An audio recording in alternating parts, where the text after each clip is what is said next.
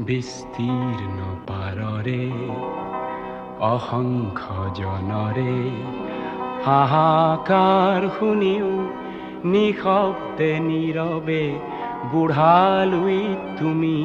বুঢ়ালুইত বোৱা কিয় বিস্তীৰ্ণ পাৰৰে অসংখ্য জনৰে হাহাকাৰ শুনিও নিশব্দে নীৰৱে বুঢ়ালুইত তুমি বুঢ়ালুইত বোৱা কিয়